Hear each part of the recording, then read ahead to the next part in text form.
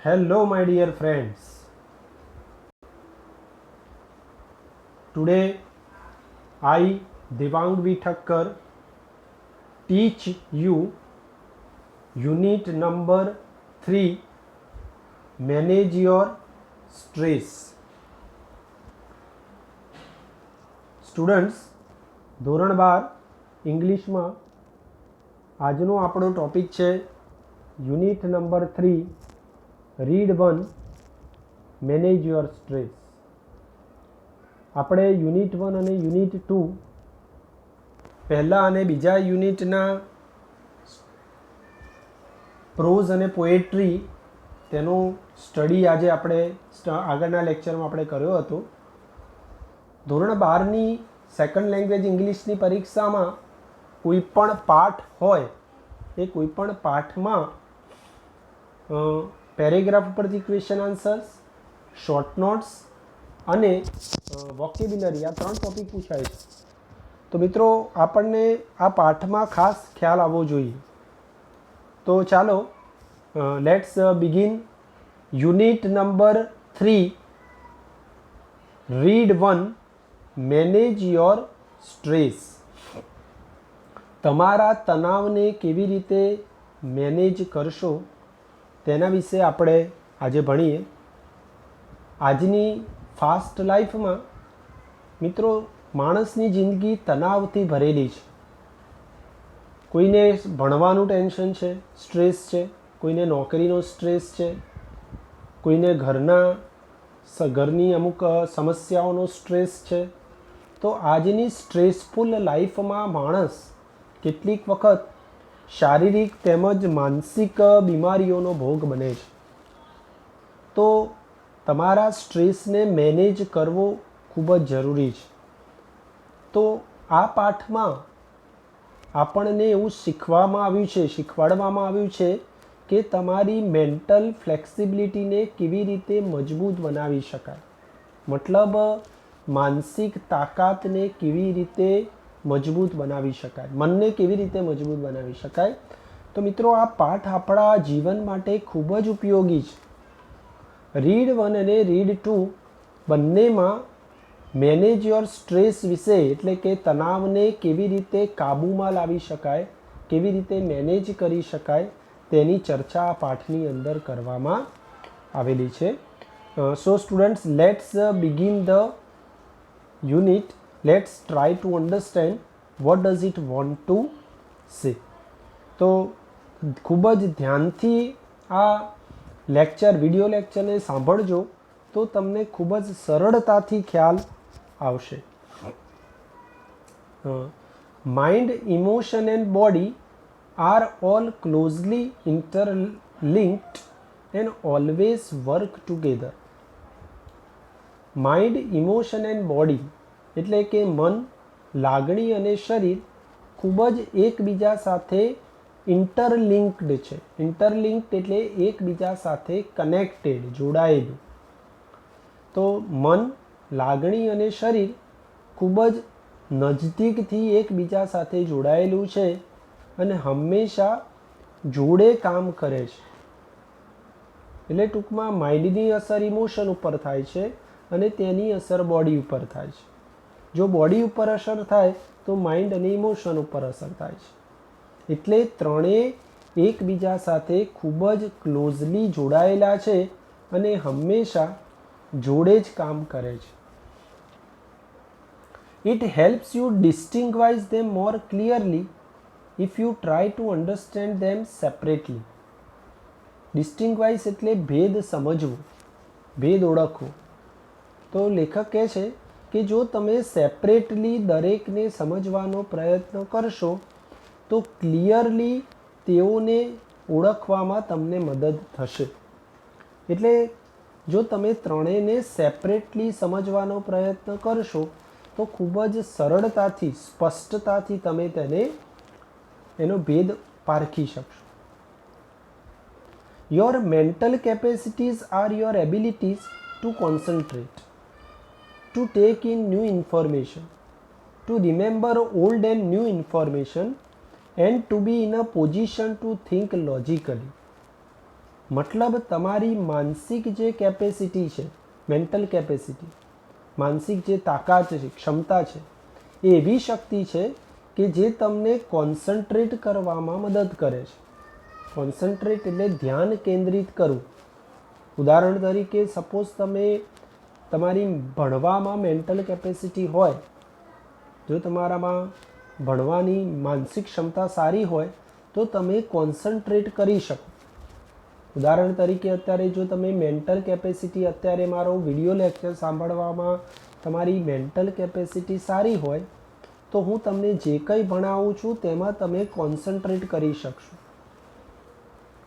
To take in new information, નવી માહિતીને શીખી શકશો. એટલે અત્યારે તમે નવી માહિતી લો છો તો તમે એને ગ્રહણ કરી શકશો. To remember old and new information, તમે જૂની અને નવી માહિતીને યાદ રાખી શકશો. And to be in a position to think logically, અને એવી પોઝિશનમાં આવશો કે તમે તર્કબદ્ધ રીતે વિચારી શકશો. તો તમારી માનસિક ક્ષમતા છે એ સ્ટ્રોંગ હોવી જોઈએ. ટૂંકમાં મનને મજબૂત બનાવતા શીખવાનું છે. You need your mental capacity in order to study, to work, to impose a constructive and workable order on your life. હવે માનસિક ક્ષમતાની જરૂર તમને કેમ પડે? માનો કે સ્ટુડન્ટને મેન્ટલ કેપેસિટીની જરૂર કેમ પડે? તો ઇન ઓર્ડર ટુ સ્ટડી, ભણવા માટે. જો તમારી મેન્ટલ કેપેસિટી સારી હોય તો તમે સારું ભણી શકો. ટુ વર્ક, સારું કામ કરી શકો. To impose a constructive and workable order, તમે સર્જનાત્મક અને કાર્યક્ષમ ઓર્ડરમાં રહી શકો. ટૂંકમાં તમે કન્સ્ટ્રક્ટિવ વર્ક કરી શકો, ક્રિએટિવ વર્ક કરી શકો જો માનસિક ક્ષમતા સારી હોય તો. On your life and to make rational day to day decision. અને રેશનલનો મતલબ થાય કે પ્રોપર, તમે રોજબરોજના પ્રોપર ડિસિઝન લઈ શકો, યોગ્ય નિર્ણય લઈ શકો, વ્યાજબી નિર્ણય લઈ શકો, તાર્કિક નિર્ણય લઈ શકો. તો જેટલી મેન્ટલ કેપેસિટી સારી હોય તેટલું તમે સારો સ્ટડી કરી શકો, મેન્ટલ અને રેશનલ અને ડે ટુ ડે ડિસિઝન લઈ શકો. ફોર એક્ઝામ્પલ, અહીં એક ઉદાહરણ આપ્યું છે. If you had the choice of walking to work or taking the car. ઉદાહરણ તરીકે તમારી પાસે કામે જવા, ઓફિસે જવા માટેની બે પસંદગી છે. ઓફિસે જવું હોય તો બે રીતે જઈ શકો. એક તો ચાલીને જઈ શકો અથવા કાર લઈને જઈ શકો. તમારી પાસે બે ઓપ્શન છે કે ઘરેથી તમે કામ કરવા જશો. માનો કે હું ઘરેથી સ્કૂલે જઈશ તો I have two options, whether by walking or by taking the car.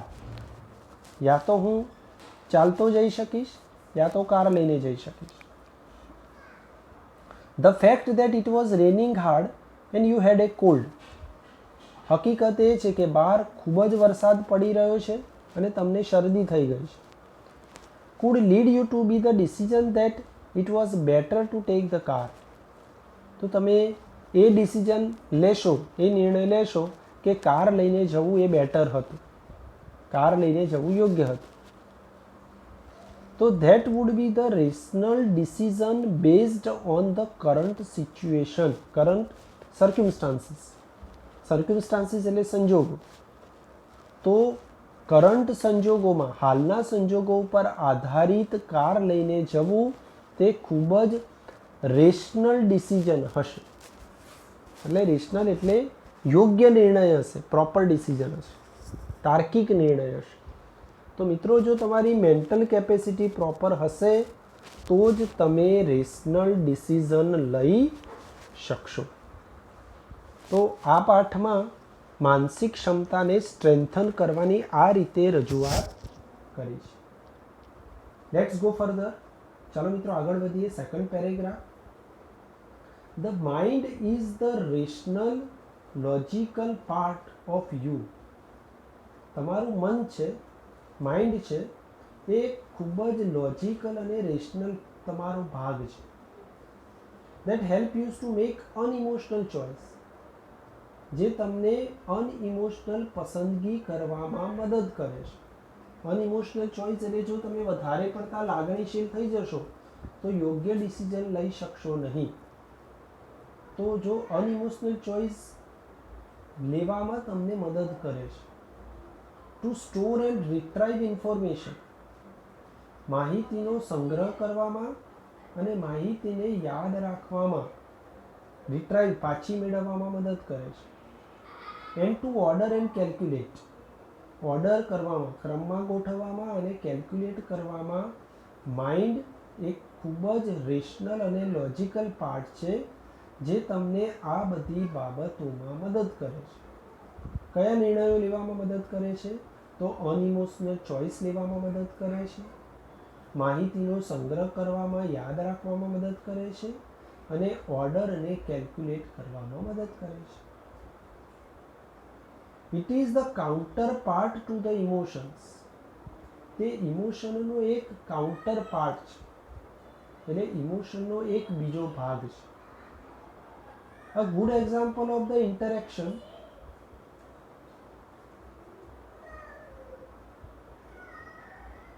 between mind and emotion is exam nerves. હવે સારામાં સારું જો ઉદાહરણ હોય તો એ માઇન્ડ અને ઇમોશન વચ્ચેનું જો બેસ્ટમાં બેસ્ટ ઉદાહરણ હોય તો એક એક્ઝામની નર્વસનેસ. નર્વ્સ એટલે નર્વસનેસ.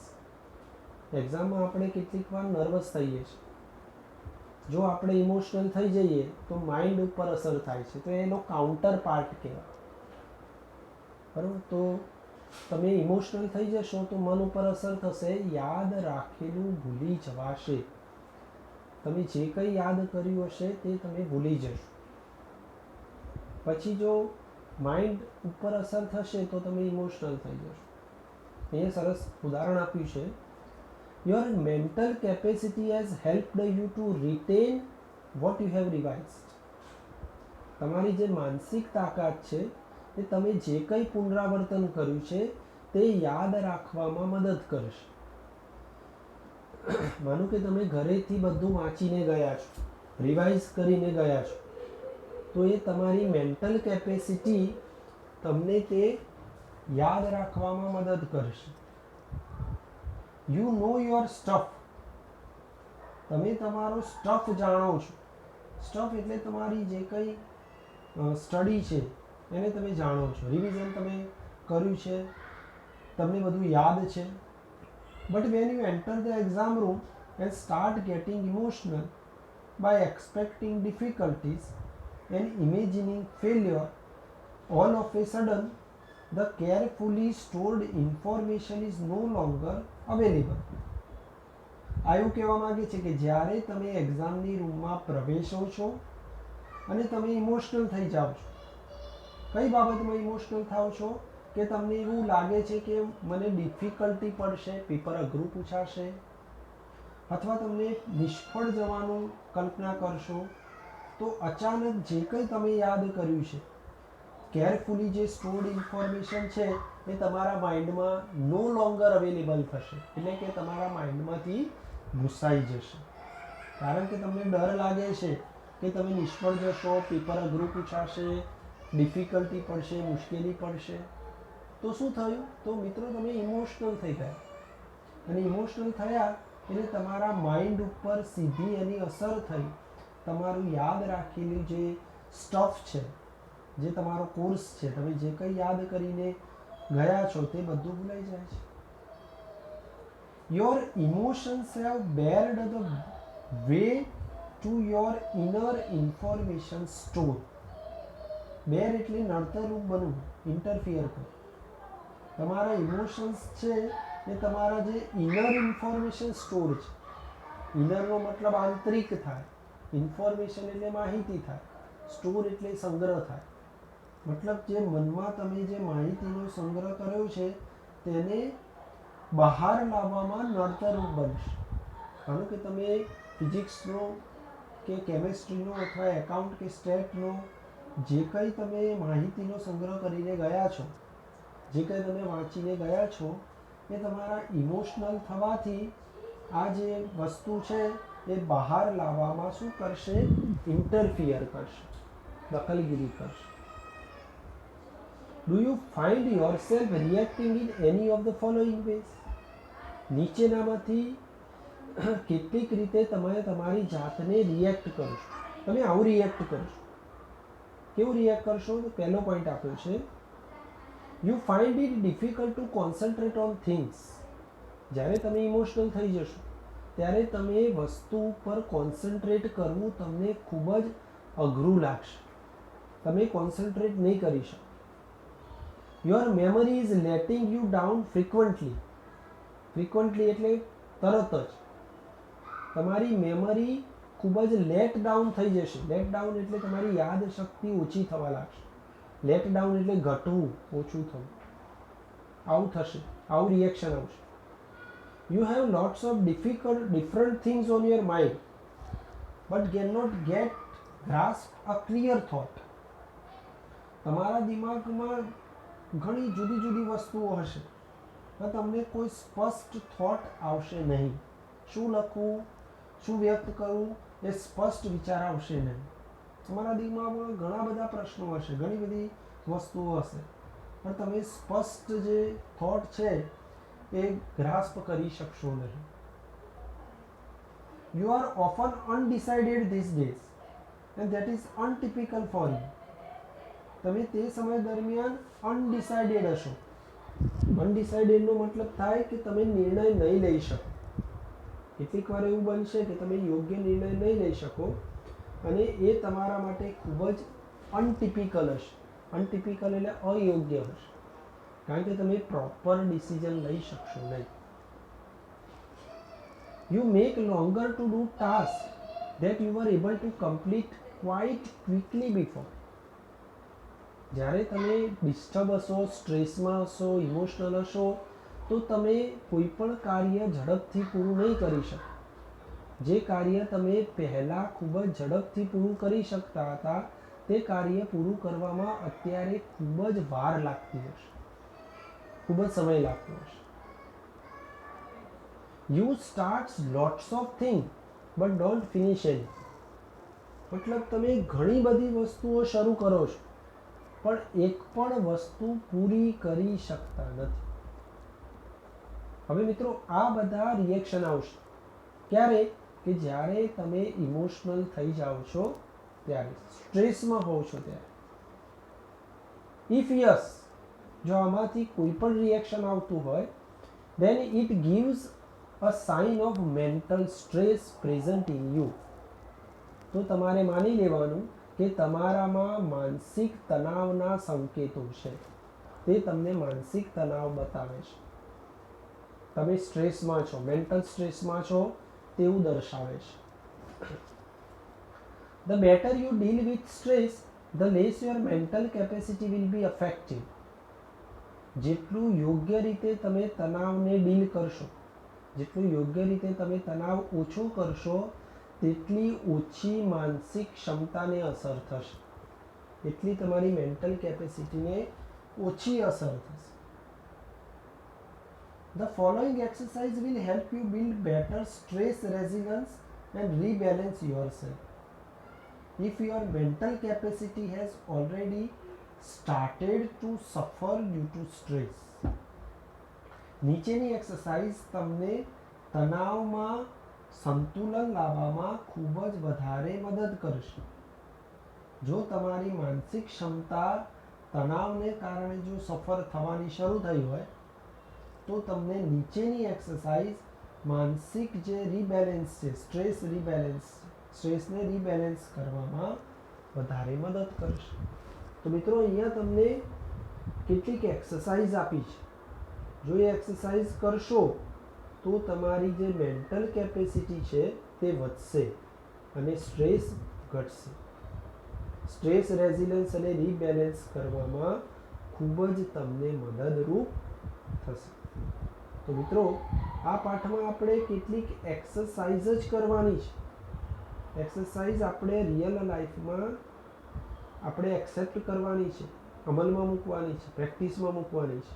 જો તમે મેન્ટલ સ્ટ્રેસથી પીડાતા હોવ, if you are in a mental stress, this exercise will help you to give અવે ધ સ્ટ્રેસ. તો ચાલો પહેલી એક્સરસાઇઝ જોઈ. Let's see the first exercise. The first exercise is stop over thinking. પહેલી એક્સરસાઇઝ છે વધારે પડતું વિચારવાનું ટાળો. આપણે શું કરીએ છીએ, બહુ વધારે પડતું વિચારીએ છીએ અને વધારે પડતા વિચારવાને ટાળવું જોઈએ. First, when task and pressure start building up, the mind can sometimes go into overthinking and you come to the thought. જ્યારે ટાસ્ક વધી જાય, કામ વધી જાય, પ્રેશર વધી જાય, ત્યારે મન છે એ કેટલીક વખતે ઓવર થિંકિંગ કરવા લાગે છે, વધારે પડતો વિચારવા લાગે છે અને તમારામાં આવો વિચાર આવે છે. તમે આવું વિચારો છો. કેવું વિચારો છો? તમે એવું વિચારો છો કે I wish there was a switch in my head that I could flick and turn off all the thoughts going around in my mind. તમે એવું વિચારો છો મિત્રો કે મારા ભગવાને મારા મસ્તકમાં, મારા હેડમાં એવી સ્વિચ મૂકી હોય કે જો એને બંધ કરી દઉં તો મારા મનમાં વિચારો આવતા બંધ થઈ જાય. ભગવાને આપણે એવી ઓન ઓફની સ્વિચ મૂકી હોય, તમે એને બંધ કરો તો વિચારો આવવાના બંધ થાય. એવી ભગવાને કોઈ સ્વિચ મૂકી છે ખરી? નો, એવું શક્ય છે નહીં. It is not that easy. તે સરળ નથી. There is a technique to help yourself during the problem of overthinking. જો આ ઓવર થિંકિંગની સમસ્યા દરમિયાન તમને આ ટેકનિક છે તમને ખૂબ જ મદદ કરશે. તો મિત્રો કઈ ટેકનિક છે? તો અહીંયા એક સરસ ટેકનિક આપી છે. વન ટાઈપ ઓફ મેડિટેશન જ છે, પણ મેડિટેશનના જુદા જુદા પ્રકાર છે. તો મનમાં વિચારો, ઓવર થિંકિંગ આવવાનું ઓછું થશે. તો let's see it which is the technique.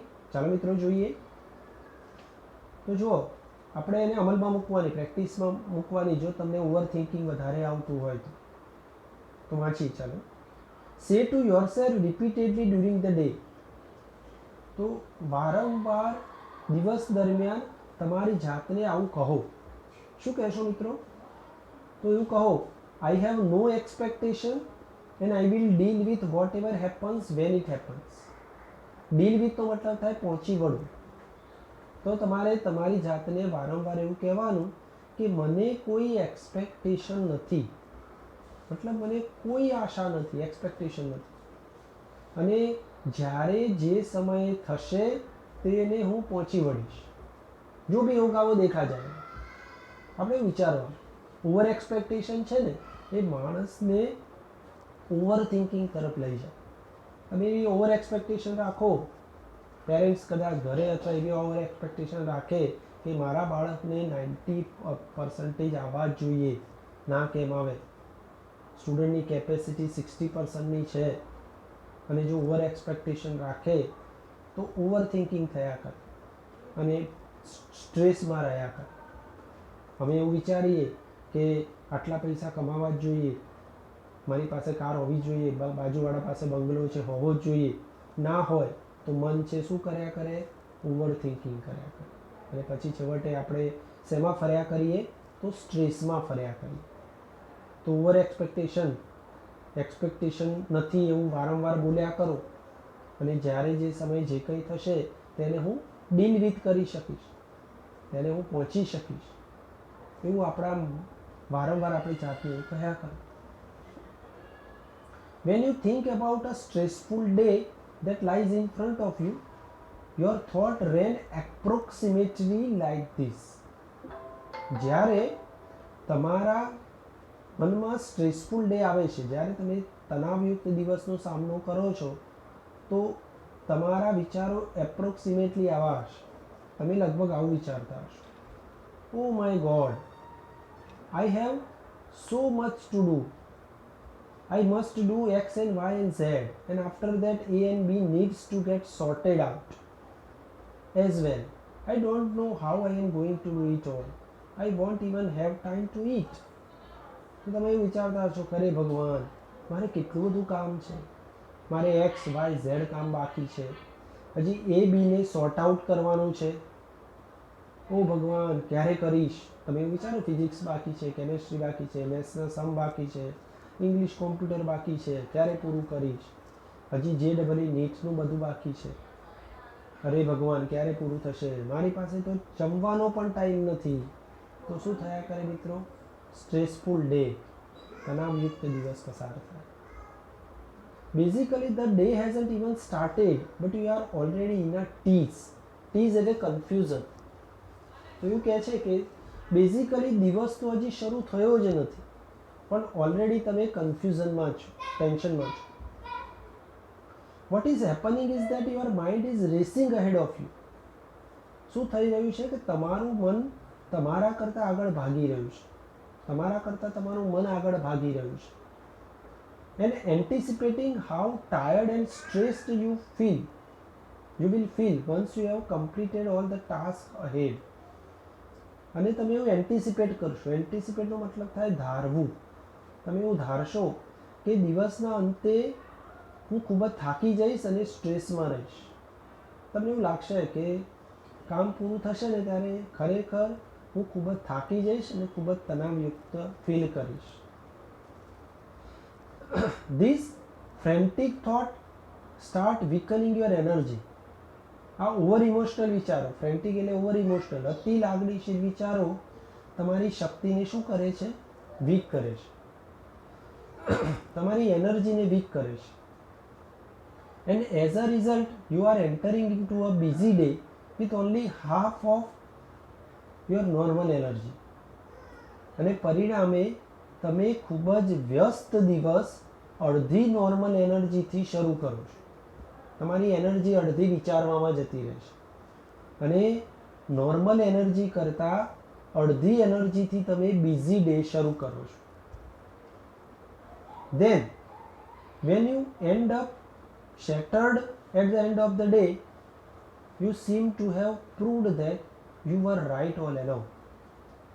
પછી દિવસના અંતે જ્યારે તમે શેટર્ડ થઈ જાઓ છો, થાકી જાઓ છો, તો તમને એવું લાગે છે, તમે એવું સાબિત કરો છો કે હું જે વિચારતો હતો એ સાચું જ હતું. કારણ કે તમે બિઝી ડે શરૂ થાય છે, તમે અડધી નોર્મલ એનર્જીથી કામ શરૂ કરો છો, દિવસના અંતે થાકી જાઓ છો, તો તમે એવું વિચારી જ લો છો કે હું જે વિચારતો હતો, જે કંઈ મેં સવારે વિચાર્યું હતું એ સાચું હતું. You had a ડ્રેડફુલ day. ડ્રેડફુલ એટલે ખૂબ જ થાકેલું, ખતરનાક દિવસ. And you feel physically drained. Drained એટલે થાકી જવું, અને તમે ખૂબ જ શારીરિક થાકેલા હોય એવું ફીલ કરો છો. કારણ કે તમે સવારે જ એવું વિચારી લીધું કે હું દિવસના અંતે ખૂબ જ થાકી જઈશ, કંટાળી જઈશ, સ્ટ્રેસયુક્ત દિવસ હશે, મારો દિવસ ખૂબ જ ખરાબ જશે. આવું તમે પહેલેથી વિચારી લો છો, પહેલેથી વિચારો છો ને એટલે આવું થાય છે. In order to have the maximum energy available at the start of a busy day, use I have no expectation and I will deal with whatever happens and when it happens. જો તમારે તમારો busy day maximum એનર્જીથી શરૂ કરવું હોય તો તમારે એક જ મંત્ર બોલ્યા કરવું. તમારે મિત્રો એક જ મંત્ર બોલવું, વારંવાર એક જ મંત્ર મનમાં બોલવું. કયો મંત્ર બોલશો? I have no expectation. મને કોઈ પણ એક્સપેક્ટેશન નથી અને જ્યારે જે સમયે જે કંઈ થશે તેને હું પહોંચી વળીશ, તેને હું ડીલ વિથ કરીશ. You will notice how your body start relaxing at the thought of no expectation. તમે મનમાં એવું વિચારશો ને કે નો એક્સપેક્ટેશન, એ વિચારથી જ તમારું બોડી રિલેક્સ થવાનું શરૂ કરશે. તમે જોજો તમારું બોડી ખરેખર ખૂબ જ રિલેક્સ થઈ જશે. કયો મંત્ર મિત્ર? તો એક જ મંત્ર યાદ રાખવાનો, નો એક્સપેક્ટેશન. કોઈ એક્સપેક્ટેશન નહીં, પહેલેથી એક્સપેક્ટેશન રાખવાની નહીં. બરાબર, ભગવદ્ ગીતામાં પણ કહ્યું છે કર્મ કરવાનું, ફળની આશા રાખવી નહીં. આપણે પહેલાં ફળની આશા રાખીએ છીએ, પછી કર્મ કરીએ છીએ. એટલે તમારું બોડી સ્ટ્રેસ, તમારું માઇન્ડ સ્ટ્રેસ ફીલ કરે છે, તમારું બોડી ટાયર્ડ ફીલ કરે છે. તો નો એક્સપેક્ટેશન મંત્ર સ્વીકારશો તો તમારું બોડી ઓટોમેટિક રિલેક્સ થવાનું શરૂ થશે. This relaxation tells you that you have just stopped yourself from wasting valuable energy.